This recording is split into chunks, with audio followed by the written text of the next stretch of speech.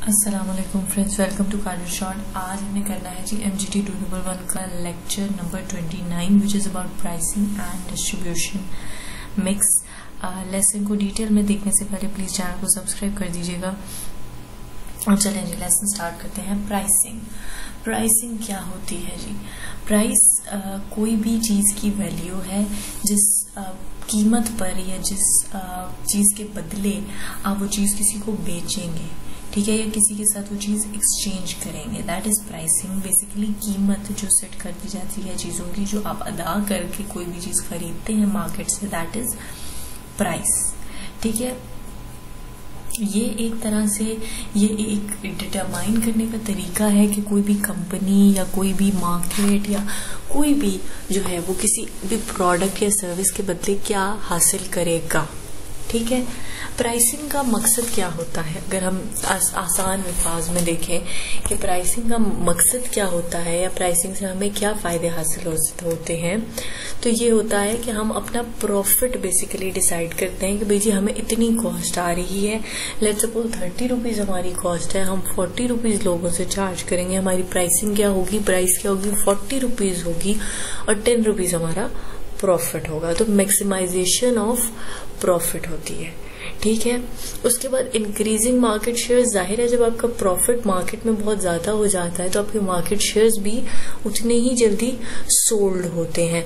Psychological advantages आपको कैसे मिलते हैं कि अगर आपको प्रॉफिट ज्यादा है, आपको मार्केट में शेयर ज्यादा हैं, आप सक्सेसफुल हैं, तो क्या होगा कि आप मेंटली पीस में होंगे, आप खुश होंगे, तो आपको साइकोलॉजिकल भी रिलैक्सेशन मिलती है।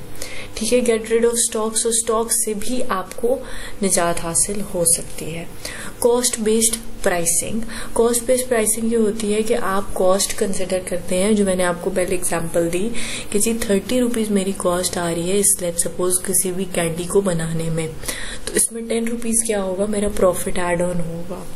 ब्रेक इवन एनालिसिस क्या होता है? ब्रेक इवन एनालिसिस हमें वो पॉइंट बताता है जहां पे ना तो ऑर्गेनाइजेशन लॉस में होती है और ना ही प्रॉफिट में होती है।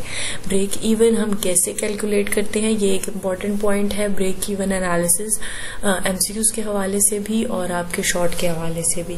ठीक है, आप ब्रेक इवन कैलकुलेट करते हैं अगर आपको फिक्स्ड कॉस्ट या वेरिएबल कॉस्ट पता हो। फिक्स्ड कॉस्ट वो होती है जो कि रिगार्डलेस होती है about the unit produce, number of unit produce, मतलब क्वांटिटी कितनी है उससे रिगार्डलेस होती है, बस फिक्स्ड होती है। ठीक है जी। वेरिएबल होती है जो कि नंबर ऑफ यूनिट्स के साथ वेरी करती है। तो अगर आपको फिक्स्ड कॉस्ट और वेरिएबल कॉस्ट दोनों पता है तो क्या है कि आप ब्रेक इवन एनालिसिस निकाल सकते हैं। इसका फॉर्मूला इन्होंने आपको दिया हुआ है कि टोटल कॉस्ट क्या है is equals to fixed cost plus variable cost. ठीक है, concept of break even analysis is used in cost based pricing, इसलिए टोटल कॉस्ट से ही आपको ब्रेक इवन एनालिसिस का भी पता चलता है। ठीक है जी। Pricing of a new product. अगर आप कोई न्यू प्रोडक्ट लॉन्च कर रहे हैं तो आपने उसकी प्राइसिंग कैसे करनी है, या आपको कुछ प्राइसिंग की टेक्निक्स दी हुई हैं, हम देख लेते हैं। प्राइस स्कीमिंग क्या होती है कि आपने कोई प्रोडक्ट इंट्रोड्यूस कराया है, आप उसकी बहुत ज्यादा हाई प्राइस रखेंगे मार्केट की एक्सपेक्टेशन से। अब इससे क्या होता है कि इससे बहुत सारे लोगों को ये मिसकंसेप्शन होती है कि अगर कोई चीज बहुत महंगी है तो शायद वो बहुत अच्छी या बहुत इफेक्टिव होगी। हम जब कोई महंगी सी क्रीम लेके आते हैं तो हमें लगता है कि ये तो अभी बस जादू कर देगी। तो ये चीज इंसानी साइकी के साथ बेसिकली खेलना इसको कहते हैं। तो ये क्या किया जाता है कि चीज़ों को महंगा कर दिया जाता है। इससे ये होता है कि इनिशियली आपकी जो कॉस्ट लगी होती है आपके बिजनेस के सेटअप में, आपके प्रोडक्ट की प्रोडक्शन में, वो भी फौरन ही रिकवर हो जाती है। पेनिट्रेटिंग प्राइस ये होती है कि आप इनिशियली प्राइस को बहुत लो रखते हैं, उससे आपको शुरू में प्रॉफिट कम मिलता है लेकिन आपकी अर्निंग ज़्यादा हो जाती है, आप ज़्यादा नोन हो जाते हैं, ज़्यादा लोगों को अच्छे लगते हैं कि भाई यार इनकी प्राइसेस भी कम है और चीज़ें भी अच्छी हैं। ठीक हो गया जी। अच्छा, उसके बाद हमारे पास आती हैं फिक्स प्राइसेस और डायनामिक प्राइसेस। फिक्स प्राइसेस वो होती हैं जो कि ना तो लोगों के लिए, ना तो कम्युनिटीज के लिए, ना लोकेशन के हिसाब से बिल्कुल भी चेंज नहीं होती, बिल्कुल ही फिक्स रहती हैं।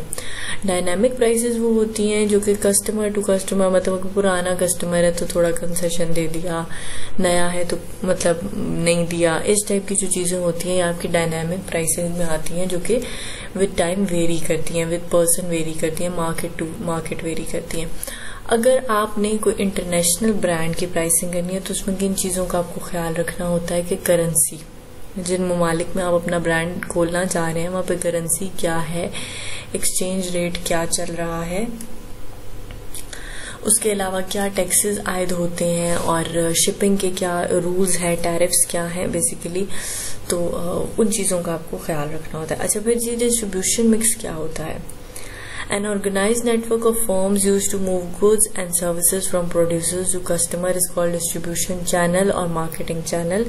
जाहिर है जी सारा काम होता है तो चैनल के थ्रू ही होता है। फैक्ट्री से ही चीज़ें जो है वो आपके घरों तक कैसे आती हैं कि वो एक चैनल के थ्रू पूरे मुल्क में एक तरह से फैली होती हैं और आप मुख्तलिफ जगहों से जाकर, मुख्तलिफ शॉप से जाकर उन्हें उठाकर अपने घर लेकर आते हैं। उठाकर मतलब खरीद कर अपने घर लेकर आते हैं। तो सारा चीजें जो होती हैं वो एक चैनल के थ्रू हो रही होती है। ठीक है जी, हमारे पास ये क्या चैनल्स हैं और ये किस तरह काम करते हैं जी? एक तो हमारे पास होते हैं होलसेलर, इंटरमीडिएटरी। होलसेलर वो होते हैं जो सीधे जाते हैं फैक्ट्री से ये बल्क में चीज़ें खरीदते हैं और बल्क में खरीदते हैं तो उन्हें थोड़ी सस्ती मिल जाती है और फिर ये आगे बेचते हैं रिटेलर्स वगैरह को। कस्टमर्स भी इनसे खरीद सकते हैं लेकिन मोस्टली ये टारगेट करते हैं रिटेलर्स को। रिटेलर्स जो हैं वो वहां से होलसेलर से चीज़ें खरीदते हैं और उस पर थोड़ा सा अपना प्रॉफिट रखकर कस्टमर्स को बेचते हैं, कंज्यूमर्स तक बिल्कुल वो चीज़ लेकर आते हैं। ठीक है, सेल आपकी डिपेंड करती है 3 चीज़ों पर। क्या वो है 3 चीज़ें कि कंपनी ने किस मार्केट को टारगेट किया है, ठीक है, प्रोडक्ट की नेचर क्या है और कॉस्ट क्या है। ठीक है, मतलब ये कि क्या जो है वो ये चैनल पूरे से गुजरने के बाद भी उसको फायदा हो रहा है या नहीं हो रहा। ठीक है, कि अगर तो आपकी कॉस्ट ही इतनी ज्यादा बढ़ जाती है उस नेटवर्क से गुजरने के बाद कि आपको कोई प्रॉफिट ही नहीं हो रहा तो ऐसे आप सेल नहीं कर सकते। ठीक है, तो अगर डिस्ट्रीब्यूशन नेटवर्क में आपने इन्वॉल्व होना है तो आपको देखना चाहिए है कि आप किस मार्केट को टारगेट कर रहे हैं, आपका प्रोडक्ट कैसा है और आया इस चैनल से गो थ्रू होने के बाद आपके पास कुछ बचता भी है कि नहीं बचता। ठीक है जी, आगे देख लेते हैं। The number and type of market intermediaries involved in the channel of distribution depends upon the kinds of product। जाहिर है जिस तरह के लोग बीच में इन्वॉल्व होंगे वो डिपेंड करता है कि आपका प्रोडक्ट कैसा है, मार्केटिंग कैसी है। There are important difference among the channel of distribution of consumer product और business product को अलग-अलग तरीके से डिस्ट्रीब्यूशन चैनल से गुजारा जाता है। वो कौन से डिस्ट्रीब्यूशन चैनल से हम देख लेते हैं। कंज्यूमर प्रोडक्ट्स कौन से होते हैं जी? जो रोजमर्रा की चीजें हैं जो हम लोग आम कंज्यूमर्स इस्तेमाल करते हैं। पहला चैनल ये है कि direct distribution of consumers product, मतलब ये कि फैक्ट्री से डायरेक्ट चीजों को बेचा जाए। वहां से चीजें जो बेसिकली फैक्ट्री आउटलेट्स होते हैं जिन जगहों के या इस तरह की जगह जहां से आप डायरेक्टली जो आपके कंज्यूमर है वो वहां से डायरेक्ट एक्सेस हासिल कर सकें आपकी बिल्कुल जहां से मैन्युफैक्चरिंग हो रही है वहीं से। सेकंड ये होता है कि रिटेलर को चीजें पहुंचाई जाए और रिटेलर से कंज्यूमर खरीद ले। ठीक है, एग्जांपल्स आपको जो दी हुई हैं ये यहाँ की नहीं है, फॉरेन से हैं तो आपको इतनी समझ नहीं आएगी।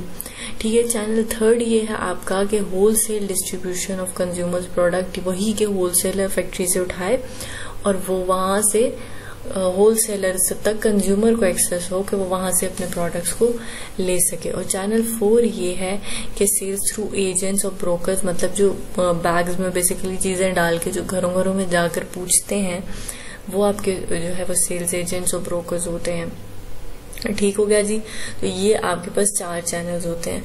अब pros and cons of non direct distribution. अगर आप जो है वो नॉन डायरेक्ट डिस्ट्रीब्यूशन यूज कर रहे हैं, मतलब किसी चैनल के थ्रू जा रहे हैं, तो इससे सबसे बड़ा नुकसान आपको यही होता है कि आपकी बहुत ज्यादा मनी वैल्यू बीच में ऐड हो जाती है। ठीक है, अगर आपको ब्रोकर एजेंट हायर कर रहे हैं, आपको उसको भी पैसे देने हैं, होलसेलर को दे रहे हैं तो उससे भी आपने थोड़ा कंसेशन देना है, तो क्या होता है कि आपके काफी सारे पैसे लग जाते हैं। चैनल 5 क्या है जी? Distribution by agent to consumer and business. अब जो हमने बात पहले एजेंट्स की है वो सिंगल एजेंट्स हैं, वो कोई कंपनीज टाइप नहीं है। दूसरे एजेंट्स हमारे पास एक काइंड ऑफ कंपनीज, एजेंसीज भी प्रॉपर जो है वो होती हैं जो कि चीजों को आगे प्रमोट करती हैं जी। अच्छा जी, डिस्ट्रीब्यूशन ऑफ बिजनेस प्रोडक्ट्स मतलब इंडस्ट्रियल जो भी गुड्स हैं उनको डिस्ट्रीब्यूशन करने का क्या चैनल है। उसमें हमारे पास आता है कि डायरेक्ट डिस्ट्रीब्यूशन कर दी जाए, मतलब फैक्ट्रीज को डायरेक्ट प्रोवाइड किया जाए, फैक्ट्री से डायरेक्ट प्रोवाइड हो। चैनल नंबर 7 ये है कि आपको जो है वो वही होलसेलर से बल्क में चीजें जाए, या जो है wholesale distribution to business retailers या होलसेलर से बिजनेस रिटेलर्स को चीजें पहुंचाई जाए। ठीक हो गया जी। I hope I made it all clear. अगर स्टिल कोई कंफ्यूजन है तो आप मुझसे कमेंट बॉक्स में बता सकते हैं। मैं एक दफा चीजों को रिपीट करने की कोशिश करती हूँ कि आप लोगों को जो है वो बेहतर समझ आ जाए। हमने देखा है प्राइसिंग होती है चीजों की कीमतों से क्या होता है कि जी हमें प्रॉफिट मिलता है, स्टॉक मार्केट में हमारी अच्छी रेपुटेशन हो जाती है, साइकोलॉजिकल हमें सुकून मिल जाता है। अच्छा जी, ब्रेक इवन एनालिसिस होता है वो पॉइंट जहाँ पे ना तो लॉस हो ना तो प्रॉफिट हो, कैलकुलेट किया जा सकता है through fixed cost, variable cost. Fixed cost वो होती है जो कि नंबर ऑफ यूनिट से चेंज नहीं होती, variable cost number of unit से चेंज होती है। अगर किसी प्राइसिंग न्यू प्रोडक्ट की करनी है तो हम प्राइस स्कीमिंग रख सकते हैं, प्राइसेस हाई रख सकती हैं, पेनिट्रेटिंग प्राइसेस लो रख सकते हैं, फिक्स प्राइसेस कीमतें फिक्स कर सकते हैं और डायनामिक फिक्स कीमतों को बदल सकते हैं। ठीक है जी, आगे देख लेते हैं factor to be consider while setting international prices. कौन सी चीजें होती हैं? करेंसी है, एक्सचेंज रेट है, टैक्सेस हैं, टैरिफ्स हैं, इंश्योरेंस है।